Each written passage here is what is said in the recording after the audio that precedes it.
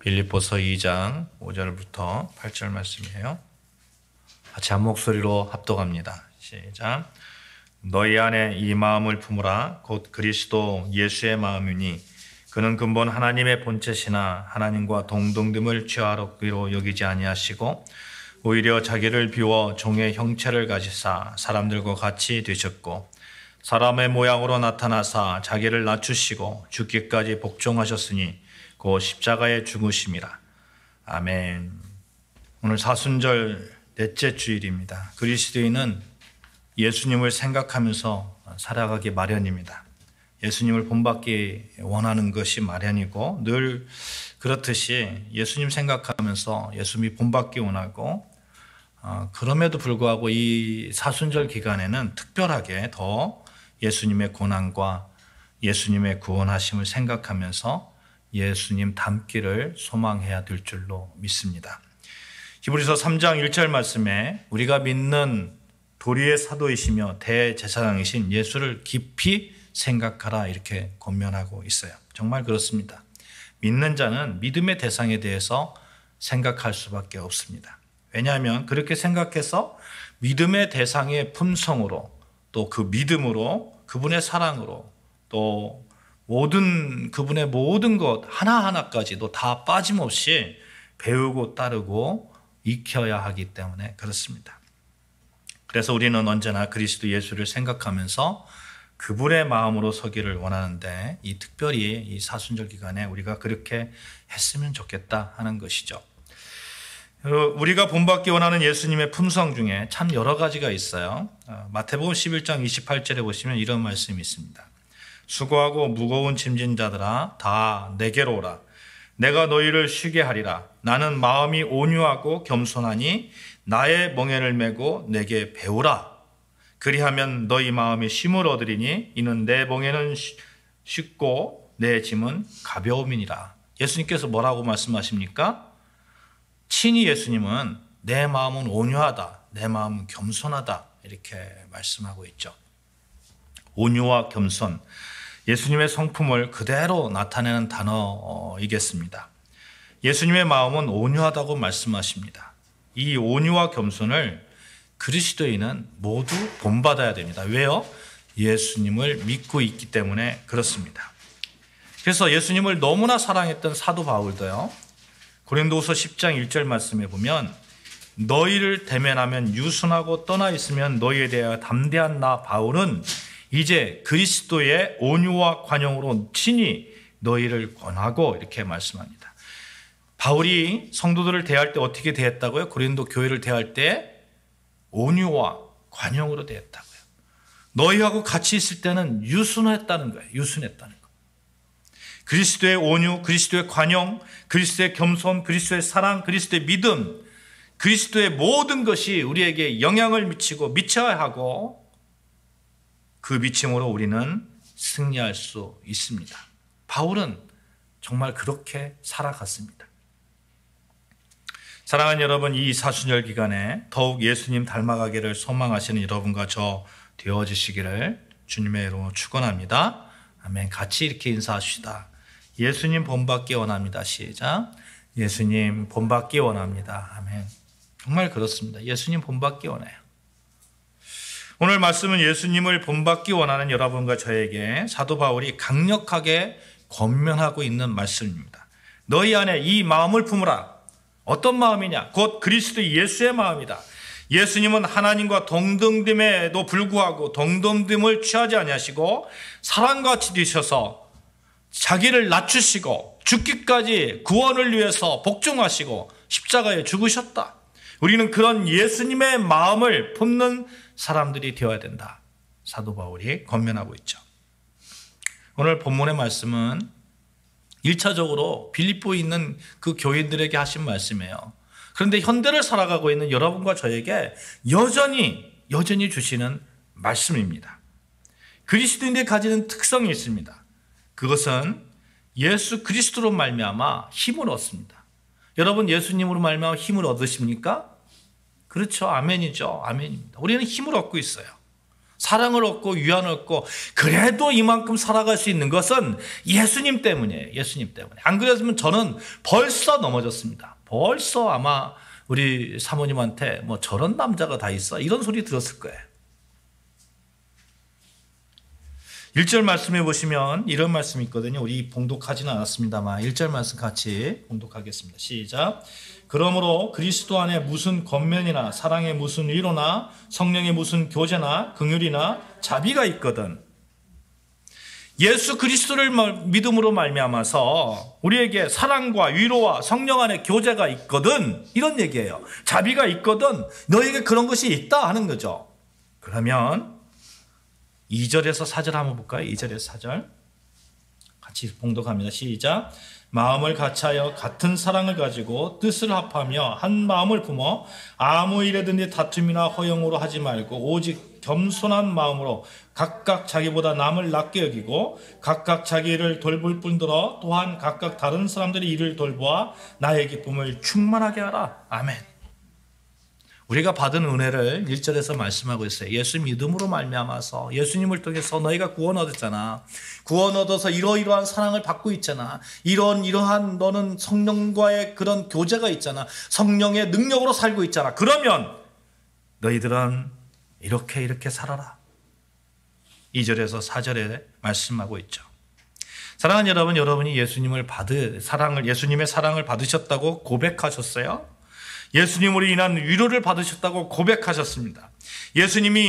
여러분이 예수님으로 인해서 그리스도인은 되어서 성령과의 교제 가운데 있다고 고백하셨습니다. 그렇다면 여러분은 다음과 같은 행동을 해야 되는 거예요. 그것은 사랑을 나누는 것이고 한 뜻을 가지고 하나가 되는 것이고 겸손한 마음을 가지는 것이고 자기 생활도 열심히 하면서 다른 사람의 생활도 도와주는 그러한 삶을 사는 겁니다. 이런 권면을 바울이 하고 있는 거죠. 우리가 분명하게 고백해야 되는 것이 있어요. 우리가 분명하게 나는 확실하게 예수님으로 말미암아 구원 얻었고 나는 확실하게 예수님으로 말미암아 위로를 받고 나는 확실하게 예수님으로 말미암아 사랑을 받고 있다는 그 고백입니다. 사랑하는 여러분, 날마다 이런 고백이 여러분의 기도 가운데, 여러분의 찬양 가운데 넘쳐나시기를 주님의 이름으로 축복합니다. 그렇게 하십시오. 예수님을 말미암아 감사의 표현하잖아요. 감사의 표현. 내가 뭔가 은혜를 받았으면 사람에게 은혜를 받았으면 사람에게도 감사의 표현을 하는데 우리 예수님께 그런 은혜를 받았다고 우리가 믿고 있고 감격하면 매일매일 그런 감사의 표현을 해야 되지 않겠습니까? 만약 그런 감사가 없다면, 그런 고백이 없다면 제가 여기서 말씀드리는 이런 설교 말씀도 그냥 목사의 좋은 그런 어떤 권면, 세상을 살아가는 그런 어떤 방법 이 정도로 밖에 생각이 되지 않을 거예요. 어떤 때는 왜 저 목사는 저렇게 강요하지? 이런 생각도 들지 않겠습니까? 교회가 하는 모든 일들이 위선으로 느껴질 수도 있습니다. 그래서 전제가 있어요. 전제가. 나는 예수 그리스도로 말미암아 사랑받고 있고 나는 예수 그리스도의 은혜 안에 있고 성령과의 교제 가운데 있고 성령의 능력으로 살고 있다는 이 전제가 있을 때에 우리는 정말 충분히 사랑받고 있음을 고백하고 그 고백으로 인해서 이러이러한 그리스도인의 삶을 살아갈 수 있는 겁니다. 그렇게 우리가 고백하고 나아갈 수 있는 거예요. 여러분에게 예수 그리스도로 말미암은 구원의 확신, 예수 그리스도로 말미암은 하나님 백성의 능력이 충분히 주어져 있다는 이 고백이 늘 삶 가운데 있어서 믿음의 용사로 바로 서시고 그 믿음의 용사답게 하루하루를 살아가는 것이죠. 빛의 자녀로 살아가는 겁니다. 여러분, 어둠의 자녀에게 빛의 자녀로 한번 살아가 보라고 한번 해보세요. 그거 쉽겠어요? 그거 어렵습니다. 어렵습니다. 매일 죄만 짓고 살아가는 사람에게 너 그렇게 살지 말고 다른 방법으로 살아가 봐. 이렇게 어려워요. 왜? 거기에 익숙해져 있기 때문에. 그러나 우리는 어둠에서 빛으로 옮겨졌습니다. 그러니 빛의 자녀 다음으로 충분히 살아갈 수 있어요. 빛의 다음이 뭡니까? 예수님의 마음을 본받는 것. 예수님의 마음으로 살아가는 겁니다. 그래서 5절 말씀에 이렇게 기록하고 있죠. 너희 안에 이 마음을 품으라. 곧 그리스도 예수의 마음이니. 그리스도 예수의 마음이니. 당신의 태도는 그리스도 예수가 가졌던 것과 같아야 합니다. 영어 성경을 그대로 번역한 거예요. 당신의 태도는 그리스도 예수가 가졌던 것과 같아야 됩니다. 우리말 쉬운 성경에는 예수님처럼 생각하고 행동하십시오, 이렇게 번역되어 있습니다만, 여러분, 우리의 모든 태도가 예수님이 가졌던 그 태도 가운데 우리가 살아가야 되는 것이죠. 정말 그렇습니다. 우리가 이미 예수 그리스도를 믿는 삶의 의미가 어떤 것인지 알고 예수 그리스도가 우리 안에서 일하고 계심을 믿고 인정한다면, 예수님께서 완전히 우리 안에 우리를 완전히 변화시키고 완전하게 삶의 모든 영역까지 관여하시고 계심을 믿는다면 예수님의 태도로 살아가는 거예요. 예수님의 태도로. 예수님의 마음을 가지고 예수님의 태도로 살아가는 것이죠. 비록 없다고 할지라도 예수님의 태도가 뭐였어요? 없지만 풍요롭게 살았어요. 한번 볼까요? 오병이어 있잖아요. 오병이어. 아무것도 없었어요. 먹을 거 없었어요. 먹을 거 없었는데 수많은 사람들이 군중이 있었는데 예수님 어떤 태도를 가졌습니까? 보리떡 5개와 물고기 2마리, 그걸 가지고 기적을 만드셨잖아요. 그것 가지고 감사하셨잖아요. 가진 자처럼 행동하는 거예요. 가진 자처럼. 사랑하는 여러분, 그리스도를 믿는 것이 이런 힘이 있습니다. 예수 그리스도의 태도로 사는 것이 이런 힘이 있어요.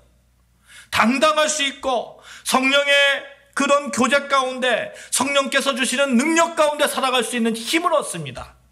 친절과 동정을 베풀며 살 수 있습니다. 왜요? 내가 이미 풍족하기 때문에. 사랑하는 여러분, 그리스도를 믿는 것이 여러분에게 힘이 되고 있습니까?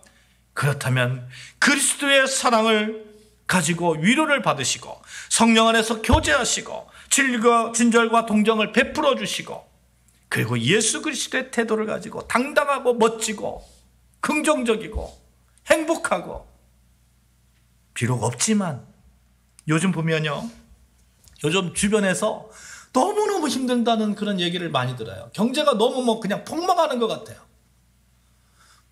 장사하시는 분들 보면 손님이 없어요. 손님이 없어요. 그냥 건무사분, 제가 여기 성화 아카데미 이렇게 하다 보면 건설하시는 분이 계시거든요. 근데 그분하고 얘기하다 보면 정말 난리도 아니에요. 난리도 아니에요. 그러나 그런 가운데서도 우리는 당당함을 유지할 수 있어요. 왜요? 예수님의 태도가, 예수님의 삶의 방식이 내 삶의 방식이기 때문에 그렇습니다. 우리 한번 이렇게 고백해 볼까요? 예수님의 삶의 방식이 내 삶의 방식이다. 시작. 예수님의 삶의 방식이 내 삶의 방식이다. 정말 그렇습니다. 예수 그리스도를 믿음으로 가지게 되는 필연적인 과정, 결과 중에 하나는 예수님의 태도로 살아가는 겁니다. 예수님이 생각하는 것, 예수님의 얼굴 표정까지도 예수님을 닮아가는 것입니다. 로마서 8장 9절에 보시면 누구든지 그리스도의 영이 없으면 그리스도의 사람이 아니라 말씀합니다. 우리에게는 그리스도의 영이 있어요. 그리스도의 영이. 그러니 그리스도의 영을 가지고 삶 속에서 우리 그 삶의 모든 영역 가운데서 그리스도의 품성으로 나타나고 그리스도의 태도로 나타나고 삶의 방식으로 나타나는 것이죠. 예수님의 삶의 방식 가운데 아주 중요한 삶의 방식이 있습니다. 6절부터 8절 말씀 같이 봉독합니다. 시작. 그는 근본 하나님의 본체시나 하나님과 동등됨을 취할 것으로 여기지 아니하시고 오히려 자기를 비워 종의 형체를 가지사 사람들과 같이 되셨고 사람의 모양으로 나타나사 자기를 낮추시고 죽기까지 복종하셨으니 곧 십자가에 죽으심이라. 하나님 앞에서 겸손해지는 그 겸손, 낮아짐. 여러분, 자기가 가지고 있는 사람이 낮아지는 거예요. 자기가 원래 낮은 사람은 낮아진다고 얘기하지 않아요. 그 사람은 원래 낮은 사람이에요. 그러나 정말 높은 위치에 있는 사람이 한없이 낮아질 때 그 사람 보고 낮아졌다, 겸손하다 이렇게 표현하는 거예요. 여러분과 저의 삶의 방식은 성령 하나님과 함께하는 그런 높은 위치에 있습니다. 그런 높은 능력 가운데 있습니다. 얼마든지 막 교만할 수 있어요. 그러나 우리는 그렇게 하지 않아요. 왜? 예수님의 태도를 가지고 있기 때문에. 그렇다고 낮아져가지고 낮은 뭐 그런 모습으로 정말 비굴하게 살라 그런 얘기가 아니잖아요. 그런 얘기가 아니잖아요.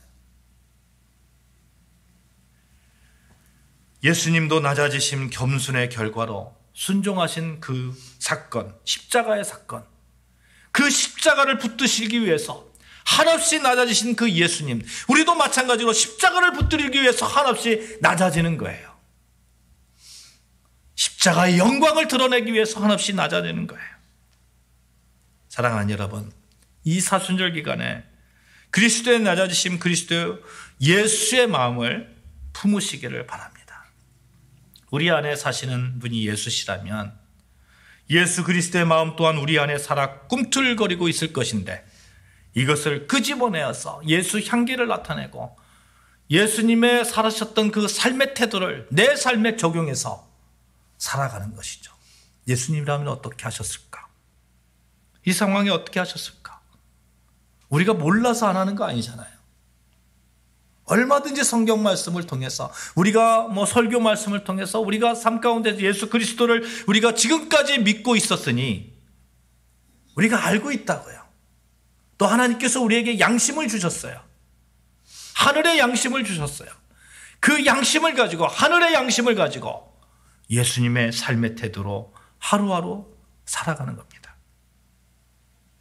다른 사람들은 뭐 다른 사람을 무시하고 깎아내림으로써 자기를 높이려고 합니다. 근데 그것은 사람과 사람과의 관계잖아요. 그런데 우리는 하나님으로부터 덧입은 그런 힘이 있어요. 얼마든지 우리가 낮아진다고 하더라도 우리는 결코 낮아지지 않는 사람들입니다.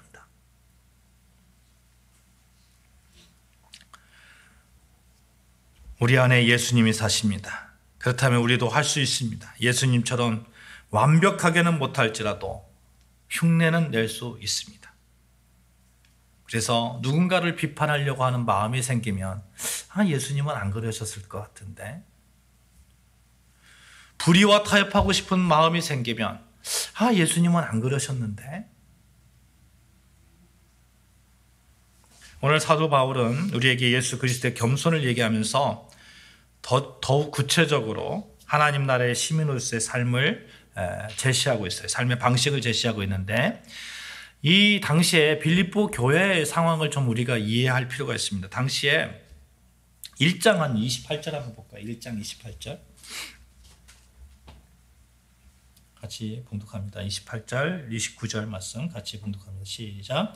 무슨 일에든지 대적하는 자들 때문에 두려워하지 아니하는 이 일을 듣고자 함이라. 이것이 그들에게는 멸망의 증거요 너에게는 구원의 증거니 이는 하나님께로부터 난 것이라. 그리스도를 위하여 너희에게 은혜를 주신 것은 다만 그를 믿을 뿐만 아니라 또한 그를 위하여 고난도 받게 하려 하심이라. 빌립보 교회 성도들에게 당시에 어떤 사람들이 있었냐? 대적하는 자들이 있어요. 대적하는 자들. 그것으로 인해서 고난을 당했어요. 두려워합니다. 마치 요즘으로 말하면 뭐 정말 너무 어려운 그런 상황 속에 있는 거예요. 사람들은 예수 믿는다고 막 손가락질하고 예수 믿는데 그렇게 믿냐 하고 그런 경우 여러분 뭐 들어보지 않았습니까? 제가 언젠가 말씀드린 경험이 있습니다만, 밥 먹다가도 제가 목사님 안녕하세요 그러면 막 바로 옆에서 나는 교회 다니는 사람들 싫어 이렇게 대놓고 얘기하는 세상이에요. 빌립보 시대에는 더했어요.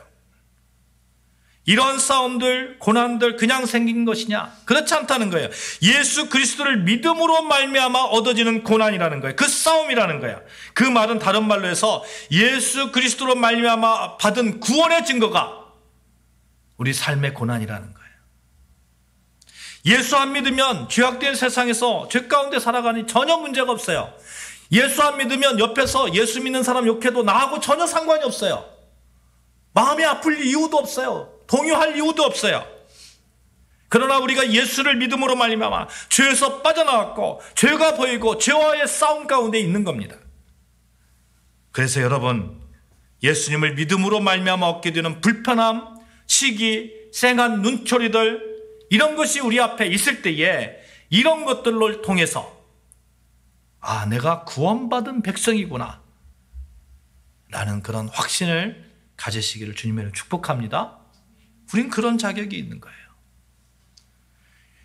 그러니 어려움이 있을 때 구원받은 백성을 감사하면서 살아갈 수 있고, 구원받은 백성으로서 대적이 앞에 있더라도 당당하게 나를 낮추면서 그들을 용서하면서 그들을 위해서 기도하면서 살아갈 수 있는 거예요. 예수 그리스도의 낮아짐은 그러한 능력이 있습니다. 바울은 빌립보 교회 성도들이 교회를 대적하는 삶을 두려워하지 말고 그 고난 가운데 사랑으로 서로 한마음이 되어서 복음에 합당한 생활을 하라고 권면하고 있는 것이죠. 그래서 2장 1절에 그러므로 이렇게 말하고 있는 거예요. 그러므로 너희가 그런 가운데서도 너희가 이러이러한 사랑, 이러이러한 위로, 이러이러한 성령의 교제, 긍휼함, 자비 이런 것들을 얻지 않았니?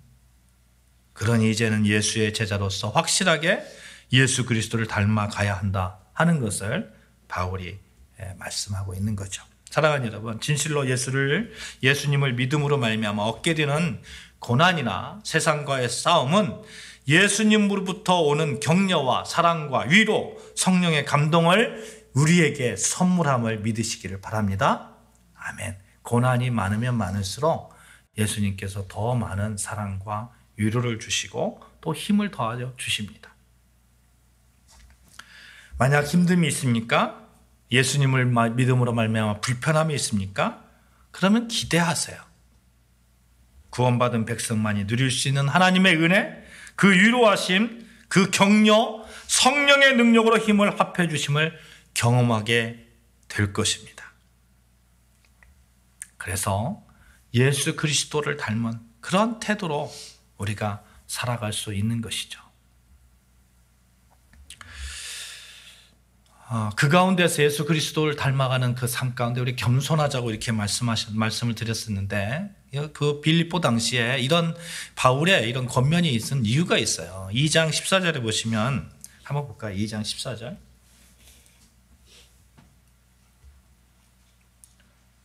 같이 시작. 모든 일을 원망과 시비가 없게 하라. 이런 말씀입니다. 4장 23절에 보시면 두 여인이 나와요. 두 여인이 같은 마음을 품지 못합니다.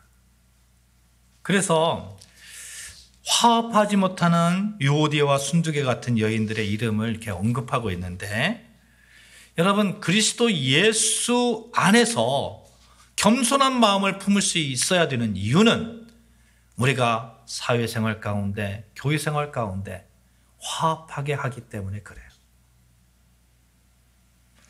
하나님과의 화합, 성도 간의 화합, 이해할 수 있기 때문에 그렇습니다. 이것이 없으면, 이 낮아짐, 이 겸손함이 없으면 인간은 한없이 하나님의 위치까지 가려고 합니다. 그래서 2장 5절 8절에 보면 하나님과 동등됨을 버리셨다 이렇게 말씀하는데, 여러분, 우리가 교만함이 있으면 어디까지 가냐면 하나님과 동등되려고 하는 거예요. 동등되려고. 대표적인 사건이 있잖아요. 창세기 11장에 보면 바벨탑 사건이 있잖아요. 바벨탑 사건을 왜 만들었어요? 하나님과 동등되려고 하는 거예요. 하나님처럼 되려고 하는 거예요. 인간의 그런 속성이 있는 거예요. 여호와께서 거기서 그들을 온 지면에 흩으셨다고 그랬어요. 그 도시를 건설하기를 그쳤더라. 바벨탑 사건의 그 결과잖아요. 여러분, 우리가 한없이 교만해지면 우리가 흩어질 수밖에 없습니다. 내 마음이 흩어질 수밖에 없고 내 삶이 흩어질 수밖에 없어요. 내가 내 삶에 집중하고 예수 그리스도의 태도로 살아가려고 하면 나는 한없이 낮아져야 돼요. 하나님 앞에서 한없이 낮아져야 돼요. 한없이 낮아질 때에 성령의 능력을 덧입을 수 있고, 한없이 낮아질 때에 하나님 붙들 수 있잖아요. 사랑하는 여러분, 사순절 기간이에요. 이 사순절 기간 동안에 우리가 한없이 낮아져서 예수님의 낮아지심을 본받아서 더욱 우리 하나님의 능력으로 살아가시기를 소망하자는 것입니다. 하나님의 능력은 내 삶에 적용되어질 때는 내가 한없이 낮아질 때입니다. 그래야 하나님을 붙들 수 있지 않겠어요? 사랑하는 여러분, 예수 그리스도로 온전히 본받으십시다. 나의 교만을 죽이고 나는 죽고 예수가 살고, 특별히 예수님의 낮아지심을 온전히 본받으십시다. 예수님의 마음을 온전히 본받으십시다. 나는 죽고 예수가 사는 그 삶의 현장을 우리가 지켜나가자 하는 것입니다. 그렇게 될 때에 그리스도인만이 누릴 수 있는 사랑과 위로, 격려, 성령의 능력, 하나님의 도우심을 삶 가운데서 경험하면서, 충분히 경험하면서, 고백하면서, 간증하면서 살아가실 수 있을 것입니다. 우리 이렇게 고백하십시다. 예수님의 태도로 살겠습니다. 시작. 예수님의 태도로 살겠습니다. 기도하시겠습니다.